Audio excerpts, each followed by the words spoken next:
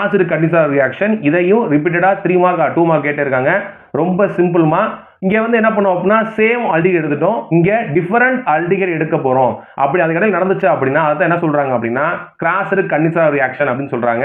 நான் இங்க என்ன ஆல்டிகைட் எடுக்க போறேன் அப்படின்னா ஒன்னு வந்து பென்சால்டிகைட் C6H5CHO, இன்னொன்னு வந்து பாத்தீங்க அப்படின்னா ஃபார்மால்டிகைட் எடுத்துக்கிறேன். ஸோ 2 டிஃபரண்ட் ஆல்டிகைட் எடுத்துட்டேன். Presence of sodium hydroxide. சரி, நமக்கு என்ன கொடுக்கும் அப்படின்னா ஒரு ஆல்கஹால் கொடுக்கும், இன்னொன்று வந்து என்ன கொடுக்கும் அப்படின்னா சால்ட் ஆஃப் கார்பாக்சிலிக் ஆசிட் கொடுக்கும். இப்போ இங்கே தான் ஒரு விஷயம் இருக்கு சார். அங்கே முதல்ல பார்த்தீங்கன்னா ரெண்டுமே என்னது சிமிலர் ஆல்டிகைட், அதில் ஒன்று ஆக்சிடைஸ் ஆச்சு, ஒன்று ரெடியூஸ் ஆச்சு.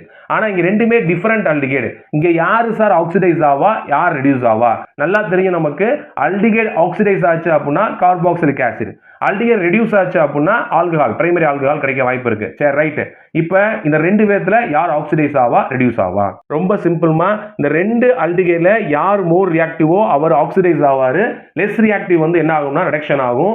இதுல ஃபார்மால்டிகைட் தான் மோர் ரியாக்டிவ். அப்ப என்ன ஆகும் அப்படின்னா ஆக்சிடைஸ் ஆயிரும். அப்ப நமக்கு ஃபார்மிக் ஆசிட் கொடுக்கும். அது ஆசிட் வராம சால்ட் சோடியம் ஃபார்மேட்டா கிடைக்கும். பிளஸ் இது என்ன ஆகும் அப்படின்னா ரெடியூஸ் ஆகி நமக்கு பென்சைல் ஆல்கஹாலை கொடுக்கும்.